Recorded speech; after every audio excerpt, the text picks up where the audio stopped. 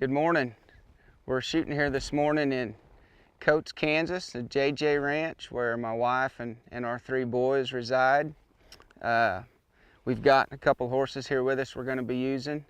My object today is to talk about how we build control in these horses once we get outside the round pen. We've got this little horse that we use for our Building a Willing Foundation series that we filmed in Springfield that we're going to use again today. We've got about a little over 3 weeks riding. We've been riding him here at the ranch for a little over 3 weeks. So we're going to use him primarily to show how we build control in these horses' bodies, starting from their head, working all the way back. I've got another horse here. He's a 6-year-old, belongs to Helen and Renee Maltese down by Purcell, Oklahoma. We're going to kind of use him as a backup if these two horses here get wore out a little bit. The horse that I'm on is a horse of ours. He's a 6-year-old. We're going to use him to kind of show as we progress from this colt and we start to get a little more refinement on these different body parts, how we kind of put things together and get things to flow for us. I want to really talk about our balance and our seat position, our foot position. We're really going to emphasize how we operate these reins as to where we pick them up to. You know, we need to know if we take a hand out here or we lift it up here or we draw it back to our body, we need to know how it influences these horses to move and follow that feel, that direction. So we're going to try to cover all our bases as far as how we pick these reins up.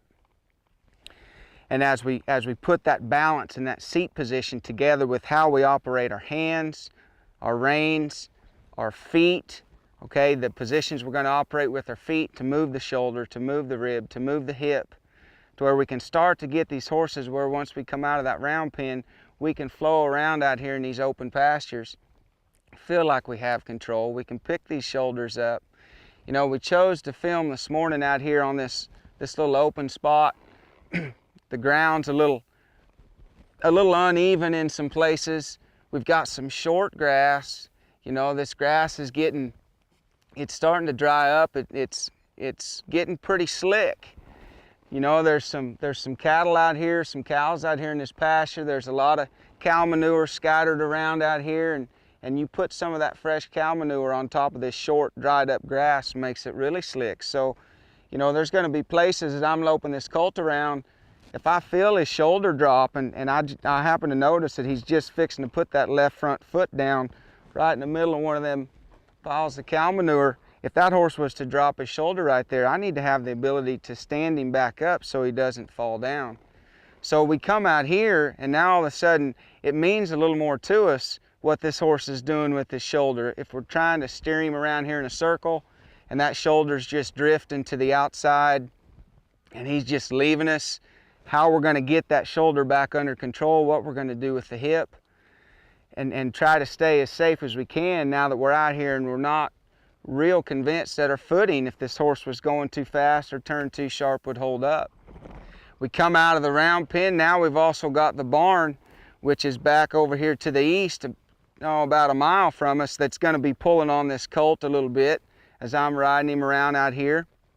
I'm going to talk about, you know, when I feel that magnet come up, especially out here where we've got a little more room, I'm going to talk about some of the things we can use that magnet to our advantage to build a little more control in the shoulder, to build a little more control or a little bit softer feel up here at the pole, how we can actually let that magnet that a lot of us fight so much kind of help and work to our advantage.